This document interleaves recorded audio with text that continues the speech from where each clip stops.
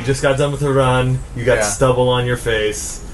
Pretty impressive stuff. I am serious about the running. It is no joke with me. I do love to run. Now, Kirk, you're a soul surfer. Uh-huh. I'm a soul runner. I just like to run. How did Shamma Sandals start? Shamma Sandals started with a few different things, but in particular, I was 30 years old at the time, and I was becoming overweight. It was like a slow build from my early 20s. You know, some people look good when they add a little bit of weight. They're like, yeah, I don't think I was going to be that person. I used to do construction a lot more. I had knee issues since my mid-20s, and where I just have kind of a creaky patella, and so my knee was bugging me from going up and down ladders and all that crazy stuff all the time, and I just knew I didn't like running anymore. I was thinking about this stuff, but then the reality of getting slower, especially on the softball field. And I remember a few events one summer. I got thrown out at third base and at home in one game. I was not happy about that. Then another night during that same league, there was this guy, he turned on this other gear, halfway between first and second, and it looked like he took 3 steps from second to third. And it was so impressive to watch him run. And I was like, you know what? He's doing something right that I'm not doing. I clearly don't know how to run as well as he does. So that really stuck with me. I'm like, I need to figure something out and do something better. The third thing was this guy was playing center field in what I thought were booties.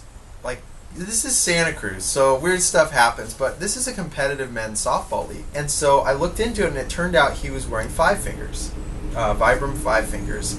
And so then I just investigated from there.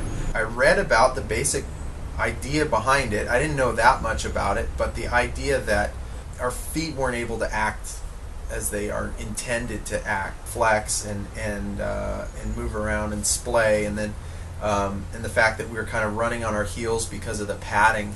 And I realized I was doing a lot more running on my heels and just beating myself up. So I just I had a couple initial runs where it felt good. I went barefoot and it felt good. So I just started investigating different ways. One of the first things I did, actually I'll grab them, Shamma Sandals Mach 1, right? This is old clamp material for big old pipes. Initially we had these white nylon cords on it. I just wanted to be as close to the ground. Once I realized I just needed to get rid of the shoes, but I still wanted some kind of protection, I was like, I want to get as close to the ground as humanly possible, and I want to be able to act and move and run around like I'm barefoot. That was my goal. I want to get as close to barefoot as possible. So I was really pumped and really hoping this was going to work. And honestly, they sucked. They were terrible. One of the things I've learned is that a slapping sandal, if your sandal is not tight to your foot and it's slapping as you run, it's not comfortable. As soon as the foot can feel something solid, then it can stop pushing down. So as this thing was slapping, my foot was pushing down harder to find something to push off of again. So it was pushing down even harder than it needed to, and that's kind of an important thing for me. That's why I want the lacing system to be so good, because the sandal and the foot need to be, it needs to be like a glove. It needs to be right there with it, so your foot can do its job. That's how you get the good ground feel. So even with a thicker sole, it has to be tight so that you kind of have this responsive feeling for your foot. At that time, I was cutting up shoes of mine to make them flatter. I was tearing the insoles out of perfectly good shoes, and I had these moccasins, and the kind we get them for Christmas every year from my mom. These little leather moccasins it was Mervyn's back then, and so I just ripped those out of that, and I ran on Westcliff in moccasins with no insoles. It was ridiculous. I bought a pair of 5 fingers, just so stoked to get them. I went everywhere in them. Man, when you first put those things on, you're like, where have you been all my life? And then you realize they stink. Literally. They stink so bad. I was washing them all the time, and then they look weird. Vibram, I am not slamming you in the least bit. I still love Five Fingers. I think they are an incredible product. I still own a couple pairs of them. I run in them. It's just there's limitation. Even before I started running barefoot or minimalist, I have a whole lot of different kinds of shoes. Most people do. You got your dress shoes, you got your running shoes, the formal shoes, all that kind of stuff. And that's kind of how I view the sandals. I think everyone could benefit from them, even if they like running in another minimalist shoe.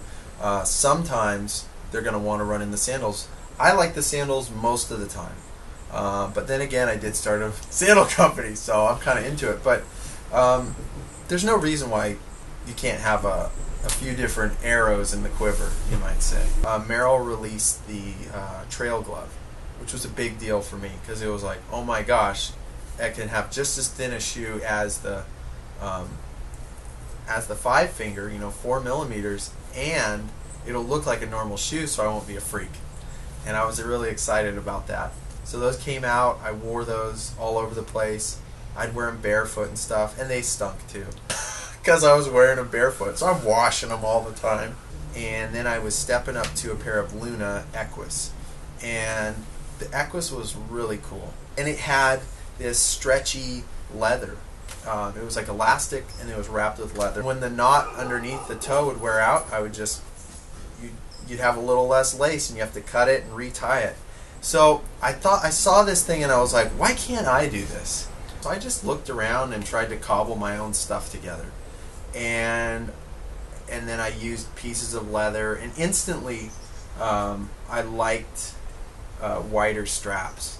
I'm like, wouldn't it be more comfortable if it was just a little wider? And why aren't we having some nice leather straps? So that's actually one of the things I started doing, and I also have been using leather for a long time, and the leather's really comfortable. Working on different models and just making my own stuff better, and I'd make some for my friends and for my family.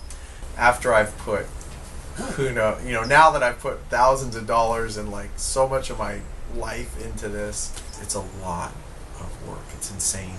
All the encouragement I've gotten from family and friends. My brothers have been really supportive, and yeah, just lots of people just helping out. It's cool.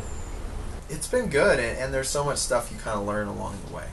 I'm going to connect this part to that part, and how am I going to make that part, and how am I going to produce this and that, and who can I call that will supply me with this material or that material. The old models that were not very refined, and they're still enjoyable. And so it's just gotten better, and just kind of add a little bit more and a little bit more, and it's worked so far. Yeah. How's my hair and how's my makeup? Oh, buddy, you're looking about as good as it can get.